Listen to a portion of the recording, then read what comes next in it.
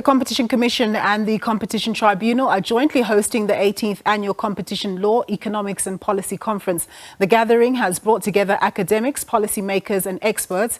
It's set to explore developments in competition policy and enforcement in South Africa over the last 25 years.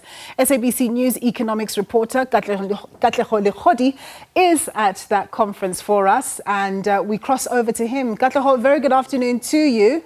What's happening there? What big discussions are being had about competition in the South African landscape?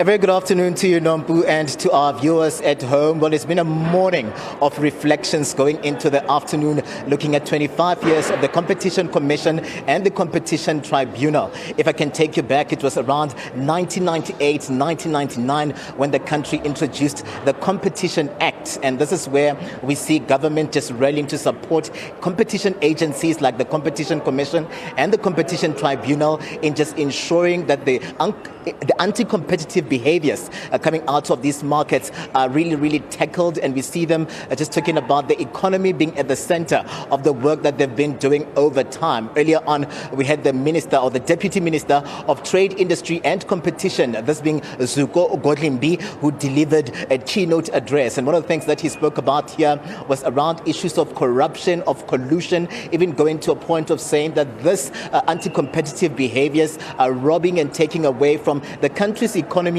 but also with the consumer in mind, because the work that these agencies tend to do, they do them with the consumer in mind. I'm going to bring the lady of the moment, this being the Competition Commissioner, just here with us, Doris Sepe, who'll just take us through the reason why we find ourselves here. I mean, one of the things that is commendable is the fact that you are the first female competition commissioner, and this happened in that period of 25 years. That is something that we saw just really commendable, looking at issues of transformation, but we see you just reflecting on the work that your staff have been doing over time, going through some of these complex cases and ensuring that the consumer is protected along with the economy. Just take us through the importance of us looking back at the past 25 years and the work that you've been doing over time as the Competition Commission. Welcome to the SABC.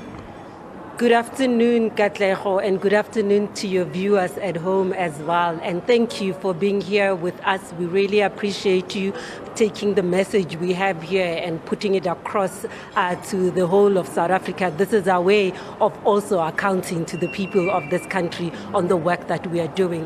As you rightly said, we are here to celebrate 25 years of competition regulation by the competition authorities.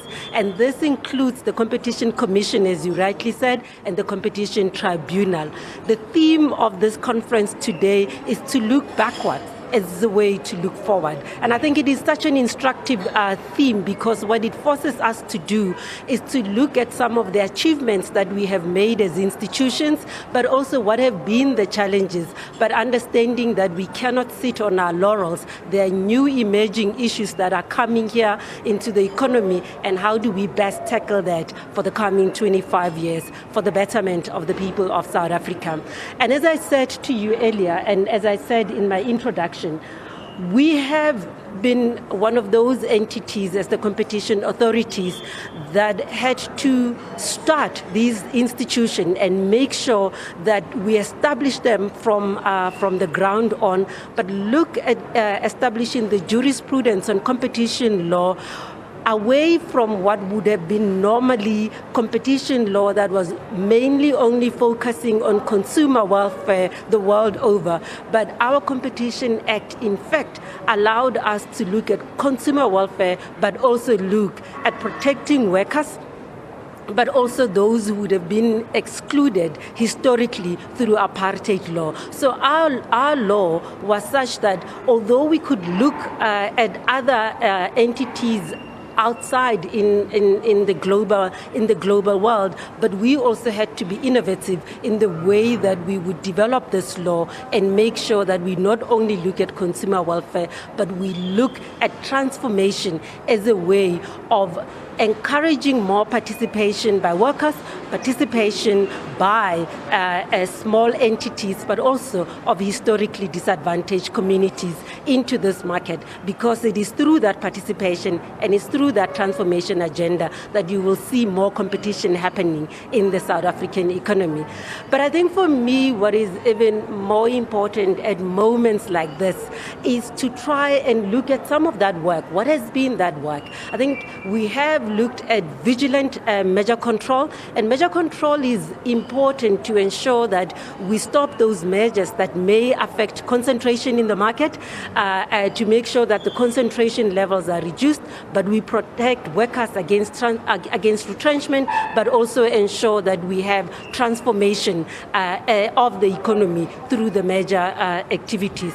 One of the key things that happened in that time has been the introduction of what we call a corporate leniency program. And that is basically a whistleblowing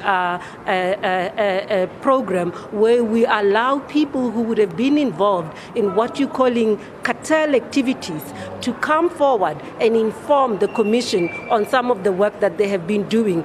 Cartel conduct is one of the most egregious contravention of competition law across the country and across the world.